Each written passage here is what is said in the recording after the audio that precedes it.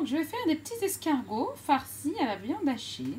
Donc on va commencer par la pâte. Donc il nous faut 2 bols de farine, peu importe le type, 55, 45, peu importe le type. Du sel, l'équivalent d'une petite cuillère, d'une demi-cuillère à café de sel, un quart de cuillère à café de sucre, un demi-sachet de levure chimique, 2 cuillères à soupe d'huile et la quantité d'eau suffisante pour avoir un beau mélange bien homogène, une pâte bien moelleuse. Et le go.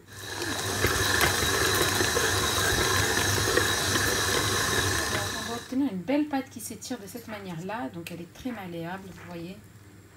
Donc, très joliment travaillable. Très joliment travaillable.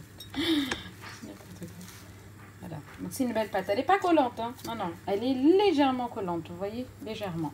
Donc ici, on a façonné nos petites boules. Donc main huilée, on façonne des petites boules.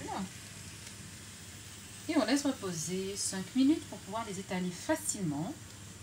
Concernant la farce, la voici. Donc c'est une préparation à base d'oignons, de viande hachée que j'avais préparée au préalable. Donc c'est la même farce que j'utilise pour mes semaines par exemple. Vous voyez? Donc elle a bien refroidi. Car ici je vais rajouter une bonne quantité de fromage. Donc en général je prends le fromage, c'est un mélange de fromage. Il y a de mozza, de l'Edam, de l'emmental. Et voilà. On va étaler une petite boule de la pâte. Donc vous voyez, on l'a laissé reposer. Donc c'est beaucoup plus facile pour la travailler. Voilà, surtout les extrémités. Hein. Quand les extrémités ne sont pas assez aplaties, on obtient quelque chose de pâteux en bouche. Voilà, donc on va mettre de la farce. Donc vous avez le choix, ou vous en mettez sur toute la pâte, ou sur un petit côté. Moi ici en l'occurrence, je vais en mettre que sur la petite ligne horizontale. De cette manière-là. Puis on remet un peu d'huile et on enroule. On enroule.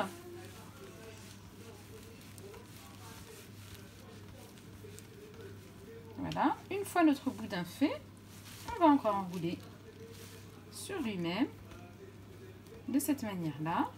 Puis ce petit bout-là, on le rentre vers le bas. Et voilà, notre escargot est prêt. Et voilà, donc j'ai terminé la pâte. J'ai plutôt terminé la farce. Donc je n'avais plus de farce, mais il me restait de la pâte.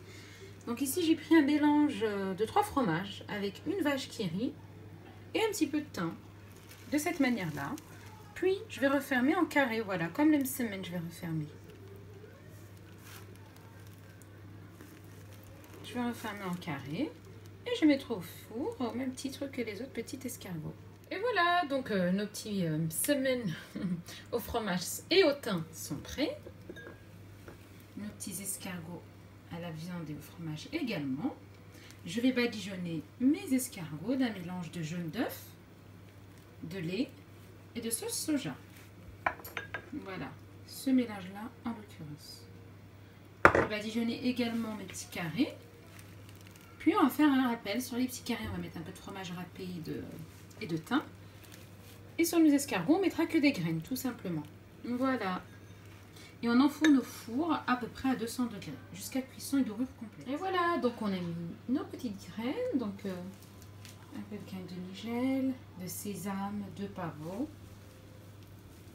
Et ici, un peu de fromage et de thym en poudre. Donc on va enfourner au four à 200 degrés jusqu'à cuisson complète. Voilà, donc nos petits pains sont prêts. Donc grâce à la sauce soja qu'on a mis sur la dorure, on obtient une très jolie couleur. Et nos petits pains au fromage.